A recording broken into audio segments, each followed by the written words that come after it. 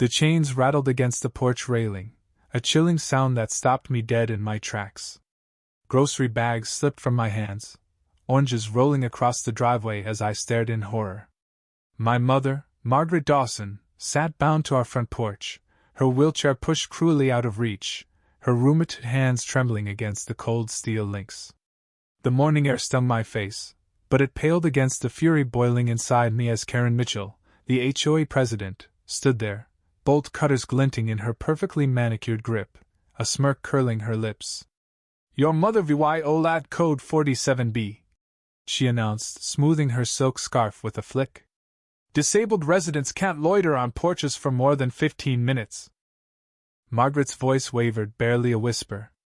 "Sarah, I just wanted some air. I've been trapped inside all week." I lunged forward, fingers clawing at the lock, my voice shaking with rage.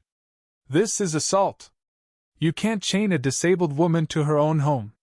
Karen's smile sharpened like a blade. "The HOA grants me full enforcement authority. Read your contract." "Contract?" I spat, wrestling with the chain. "What contract lets you restrain someone?" She scrolled her phone with infuriating calm. Section 12, Paragraph 4. "We reserve the right to ensure compliance with community standards." Margaret's eyes brimmed with tears.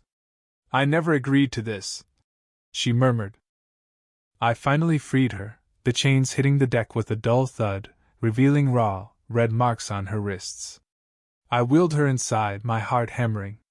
"I'm calling the police." Karen shrugged, unfazed. "Sheriff Thompson's my brother-in-law. Besides, I've documented every violation."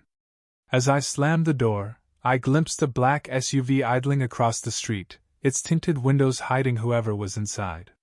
A chill crawled up my spine. We were being watched. Inside, I wrapped Margaret in her favorite quilt, brewing peppermint tea to steady her trembling hands. She sipped unsteadily, her voice fragile. "Sarah, I'm so sorry you had to see that." "You're the VY Tim here, Mom," I said, snapping photos of her bruised wrists, the EVY denke of Karen's cruelty searing into my mind. "This is an HOA overreach. It's criminal." Hesitantly, she confessed. "It's been worsening for weeks. First, they complained about Bella, my Ser VYC dog, barking when she alerts for my seizures. Then they said my wheelchair ramp wasn't the approved shade of taupe." My stomach churned. "Why didn't you tell me?" She looked away, guilt etching her face. "You work so hard, Sarah. I didn't want to burden you." I knelt beside her, taking her hands. "Mom, you're my mother. You're never a burden. No HOA dictator gets to treat you like this." I spent the afternoon calling lawyers, but each turned me away, citing HOA's ironclad legal protections and the crushing cost of fighting them. "It's a losing battle," one said. By dusk, an email from Karen arrived, fining us DULA 5004, wheelchair damage, to our lawn and DULA 504, unauthorized restraint removal. Digging through the HOA contract, I found vague clauses about enforcement measures. Margaret pointed to the window. "That car's back." The SUV hadn't moved, she said, for 2 weeks ever since she reported Karen siphoning HOA funds for her personal gazebo. "You filed a complaint?" I asked. She nodded. "I found discrepancies in the financials at the last meeting." This wasn't about porch rules. It was revenge. The next morning, our trash bins were deliberately placed to block Margaret's ramp, a note taped to one fining us DULA 204. VY Cybel Storage. Our neighbor, Maria Lopez, rushed over, whispering. "Karen's nephew did it at 3 a.m. I've got footage." She pressed a USB drive into my hand, eyes darting. "Karen's got spies everywhere. She VY Ted de Garcias last month for hanging a cultural tapestry, claiming it was unapproved." The USB revealed a chilling pattern, VY Deos of Karen and her lackeys harassing residents, MOVYing bins, snapping photos at odd hours, tampering with mailboxes. Every target was either disabled or had challenged her rule. An email announced an emergency HOA meeting to address Margaret's violations, threatening foreclosure. At the meeting, Karen presented a slideshow of Margaret's supposed infractions: grass too tall, an unapproved birdhouse, excessive use of handicap parking. Each slide fueled murmurs from the crowd. "Mrs. Dawson owes Dula 10,000, Karen declared.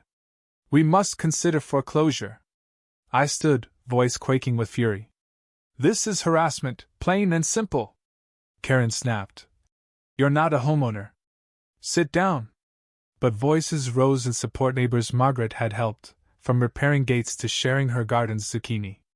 Karen's grip wavered as a man in a dark suit slipped into the room, notebook in hand. "Don't stop," he said, taking a seat. Karen faltered. "Who are you?" "A concerned citizen," he replied, his tone cryptic. The board's vote split, 2 members siding with USA Crack in Karen's armor.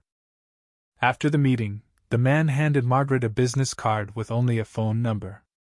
"Call if it escalates," he said, vanishing before we could ask more. That night, our car was keyed, the word "leave" carved into the paint. The SUV was gone, but I felt an odd alliance.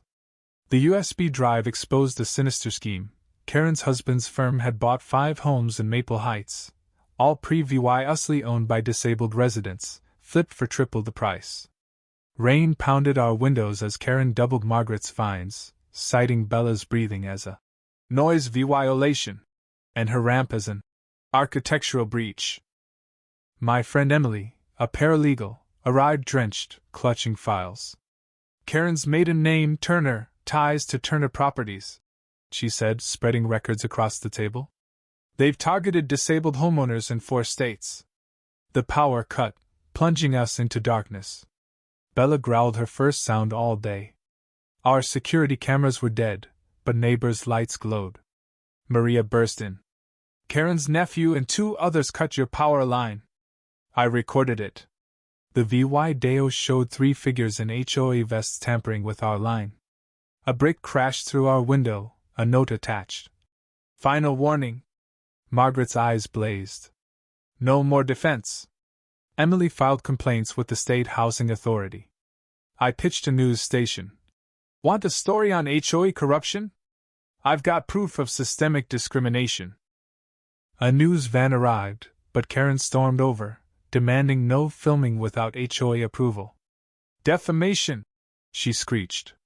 Emily shot back. "Truth's a defense."